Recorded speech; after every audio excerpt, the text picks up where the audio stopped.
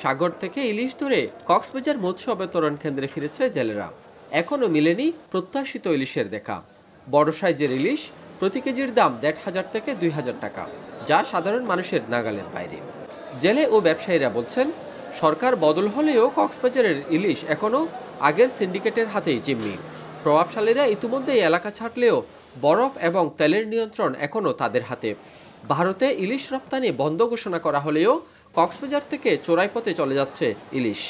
তেলের দাম বাড়তি, বরফের দাম বাড়তি, নিত্যজনীয় বাজারের দাম বাড়তি।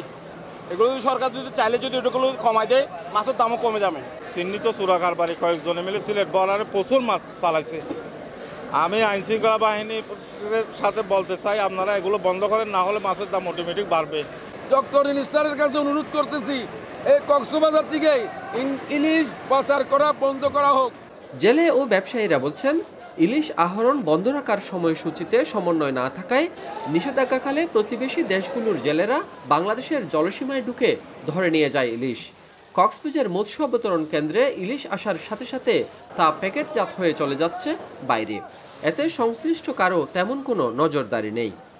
আমাদের কর্মক্ষেত্র হচ্ছে গিয়ে সেফ ল্যান্ডিং, সেফ প্যাকেজিং এবং সেফ ডিস্ট্রিবিউশন। আমরা এই সুবিধাগুলো দিয়ে থাকি। তো যেহেতু আমাদের মাননীয় মৎস্য প্রাণী সম্পদ উপদেষ্টা আমাদেরকে নির্দেশনা দিয়েছেন, সেক্ষেত্রে আমাদের কর্মক্ষেত্রের মধ্যে আমরা যতটুকু এটা রোধ করা সম্ভব আমরা সেই কাজটা করতে সদস্য থাকব। নিষেধাজ্ঞাকালীন অবসরে থাকার পরও বৈধ সময়ে সাগরে প্রত্যাশিত ইলিশের দেখা যেমন মিলছে না, সরকার পরিবর্তনের পর প্রভাবশালীরা এলাকা ছাড়লেও সিন্ডিকেটের জিম্মি দশা থেকে মুক্তি মিলছে না জেলেদের।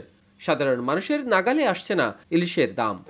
সাগরে প্রত্যাশিত ইলিশ না পেয়ে হতাশ জেলেরা মৎস্য খাতে গবেষণা বাড়ানোর তাগিদ দিয়েছেন। মোয়াজ্জেম হোসেন শাকিল, এটিএন বাংলা, ফিশারি ঘাট, কক্সবাজার।